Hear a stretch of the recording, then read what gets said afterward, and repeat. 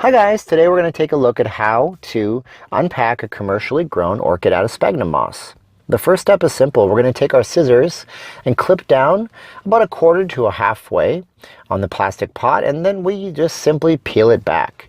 The reason we're peeling it back as opposed to just cutting it is because we do not want to harm those roots, and peeling it back is not sharp like a pair of scissors. And if this is your first time doing it, you'll notice that, my goodness, are these ever packed tightly? I mean, look at this, guys. It always shocks us to see that these orchids are able to survive, but it's awesome. The next thing you do is you simply peel out the sphagnum moss. Now, this sphagnum moss is packed very tightly, and these are air roots. And the reason why these air roots need to grow is because, you know, orchids are meant to grow in the wild and have lots of room to grow their root systems. We don't want to have them all condensed and coiled up. And this is another good reason a lot of people's orchids don't make it once they get them home and don't bother to repot them. So pass this video along to somebody else, and part 2, which is coming up soon, that actually shows you how to physically repot your orchid. I think you're going to enjoy that. So make sure you hit the Facebook channel, the Facebook page, and Caroline's Orchids page, and make sure you check us out and like us there. Once I'm done with that, I'm going to take a look at my roots. They're all bare now and they're happy. I'm going to pick the last little bits of sphagnum out of them and make sure that everything's clean and happy. Now I'm using running water, tap water in this case, and you can use tap water or you can use special reverse osmosis, whatever you like, distilled. I'm using tap water, which is okay. I'm running the water so I make sure that there is no bacteria or anything on these roots. And I'm going to notice here that we have 3 different colors. We have green roots, which means there's no minerals or deposits.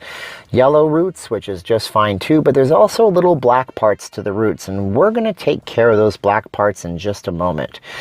So after our roots are all bathed and happy and running cold water, make sure you run your sharp scissors under that water too and start to hunt for the black parts.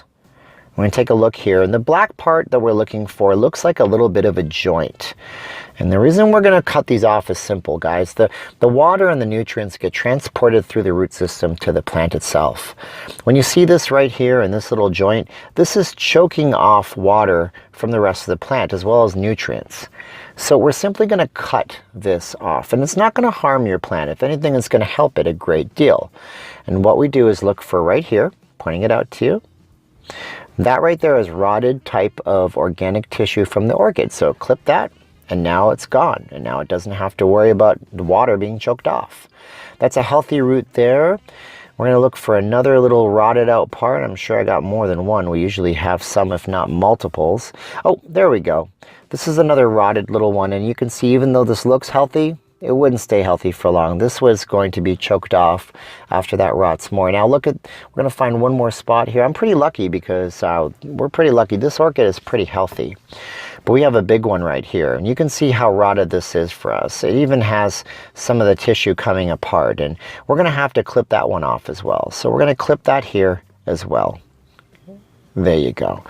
Other than that, everything here looks great. We're very happy with this one. This one is probably one of the better, more mature roots we're going to find with these types of orchids.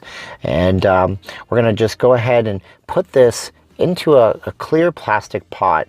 It's a little bit too big for the plant for right now. The reason I'm putting it into a clear plastic pot is simple. We put it into that clear plastic pot because we want to make sure that it has plenty of room to have aeration for the next 2 days. We're not going to put any water into it either, and the reason why is because if you look at the roots here, these roots are very healthy, but some of these roots will change as it adjusts to being unpacked from its orchid media. So we want to make sure that we monitor these for any changes that they might have, and make sure that if we have to tend to it afterwards, after they've adjusted, we can also make changes to the roots just like we did before, if we have to clip things or if we have to make sure that things are going to be adjusted on the fly. So that's basically what we're doing here. We're taking a look at the roots. We're cutting off the, getting rid of the sphagnum moss. We're making sure that the plant is happy. And if you guys want to see part 2 where we actually repot this happy little guy, we're going to go ahead and we're going to make that video coming up soon. So make sure you go to the facebook.com/Caroline's Orchids page and like the page. You can also watch our videos right here on YouTube. And thank you so much for watching. It's been awesome to show you guys how we do our orchids and how we help our orchids. And we hope to be able to help you with any questions you have. So check us out on Facebook, and we'll talk to you later. Thank you.